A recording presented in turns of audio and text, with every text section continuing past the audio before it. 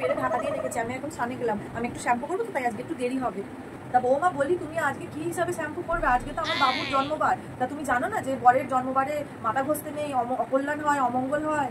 আজকে নিয়ে 5 দিন হয়ে গেল আমি শ্যাম্পু করতে পারছি না। প্রথম দিন আপনি বললেন যে আমাবস্যা আছে আজকে শ্যাম্পু করতে নেই, তারপরের দিন বললেন একাদশী আজকে শ্যাম্পু করতে নেই, তো কালকে বললেন বৌমা তোমার ছেলের জন্মবার আজকে শ্যাম্পু করো না, তো আজকে বলছেন আবার আমার স্বামীর জন্মবার শ্যাম্পু করো না, কালকে আবার বৃহস্পতিবার, কালকে বলবেন বৃহস্পতিবার শ্যাম্পু করো না। তো এটা নিয়মটা কেন আপনি কি জানেন? তাহলে আমি একটু খুলে বলুন না, আমি তো এই নিয়মটা জানি না। মাথাতেই কেন দোষ, মানে শ্যাম্পু নিয়ে কেন এত প্রবলেম? মাথায় ময়লা হয়েছে শ্যাম্পু করবো তার জন্য মানে এত দিন কোন বিচার কেন করতে হয়?